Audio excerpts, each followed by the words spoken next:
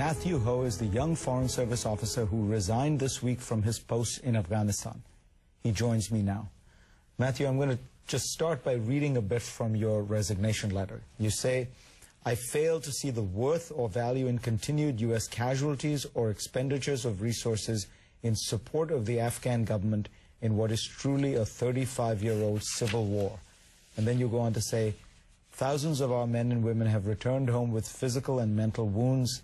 The dead return only in bodily form to be received by families who must be reassured that their dead have been sacrificed for a purpose worthy of such futures lost, love vanished, and promised dreams unkept. I have lost confidence such assurances can any more be made. As such, I submit my resignation. These are very strong words. Give us some sense of what this insurgency that we are fighting looks like. What did you think people were fighting U.S. troops for? The first place where I really had, where it was codified for me and where I started to understand what we were doing and how we were involved, the Korengal Valley, which I'm sure a lot of your viewers are familiar with. It's been on the cover of Time magazine. The New York Times refers to it as the Valley of Death. Off the top of my head, unfortunately, I can't remember how many American soldiers we have lost there, but it's probably 30 or 40. This is a valley, I don't know, 15, 20 kilometers long. There's only 10,000 people in it. They speak their own language. They speak Korengal. In the year 2009, we have a valley with people who speak their own language. Their only trade is the timber trade. And when they move their timber, they don't even leave their valley. For most of the time, I believe they just take it to the Matha Valley, and a middleman picks it up and brings it to Pakistan for them. We show up, we enter their valley, we occupy the richest man's timber mill, and then we bring in Afghan army and Afghan police who aren't from there. And then what do we do? Then we have the Afghan police and Afghan army. They say to the Korengalis, they say, these mountains here, that your families have been cutting trees down, staying yourselves for hundreds of years, you don't own them. The central government does, and you have to pay tax on them. I'm not sure how many people anywhere else in the world wouldn't take up arms against something like that. And for every Korengal we're in, like I said before, there's 100 we're not. And there's like and that would happen in those other valleys. The same thing too in the south. You'll go to like these remote FOBs, and you ask the commander of the FOB, who's a forward operating base. And these are bases of maybe a total of 40 Americans, led by a 23-year-old lieutenant. And really, I can't say enough good things about those young men, and I really wish there was more media coverage about how hard their lives were and how difficult the fight is for them. They really are some of the best warriors the American Army has ever had. But you ask them, how many local Taliban groups are there around here? How many local enemy groups are there around here? And they'll say 5 or 6 within a 5-kilometer radius. Well, do they work together with each other? No, they don't. They stay in their own areas. This is a very localized population, a population that's really keen on its surrounding community. The province I was in, Zabul province, 300,000 people in about 1,500 villages. Each village is roughly about 100 to 500 people, and then you have some urban areas along the highway. And so it's a very localized problem. I know that after you made your objections clear, there was a scurry of activity to try and get you to stay.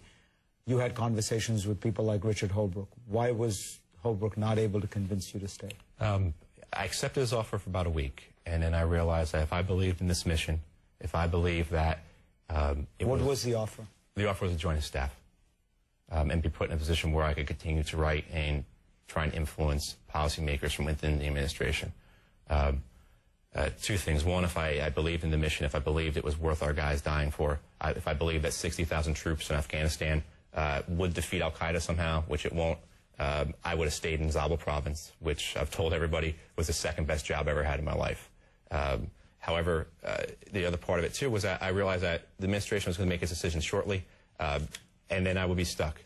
And if I don't believe in it, if I don't think this cause is right, if I don't believe it's justified, then there's no reason to take that position.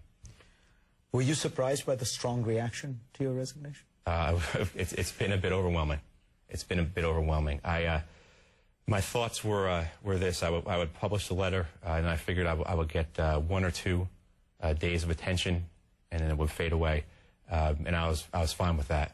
However, I've received such an outpouring and a flood of emails, and particularly from two communities that have convinced me to stay in this and be a part of the debate as long as possible until it doesn't make sense anymore.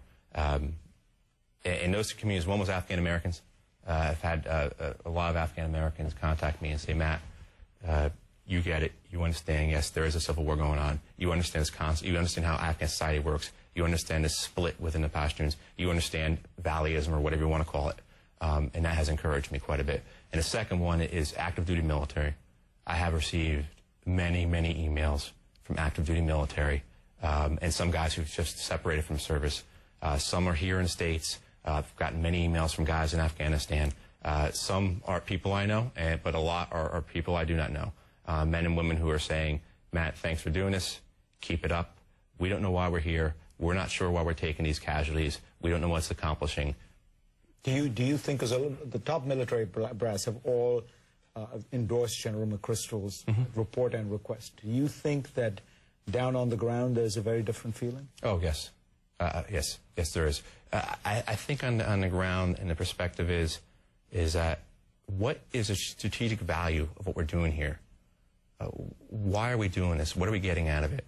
It's not going to defeat al-Qaeda.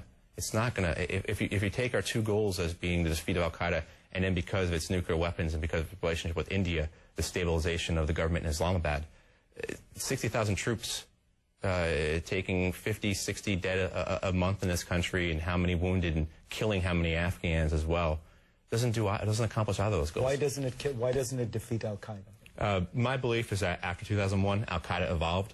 They became, as I like to say, an ideological cloud. It exists on the internet. They don't need a safe haven in Afghanistan. They've got safe havens in probably six, seven other countries.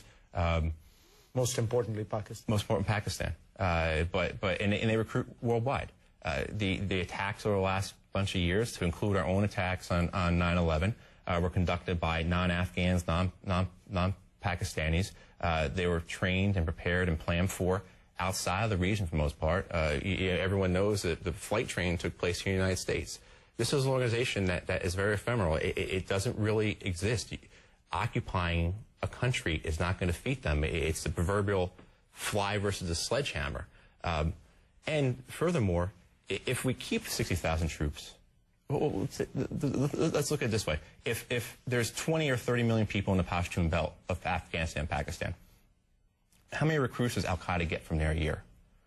We don't know, but it's probably in the hundreds at the most. By far, it's probably not even that many.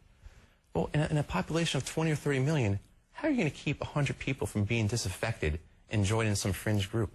That's impossible. Furthermore, occupying a location only provides justification and only lends credence to the goals of that organization. It only inspires young Muslim men to want to defend their culture against an occupying army, which is what we are. And we will be back with Matthew Ho in a minute.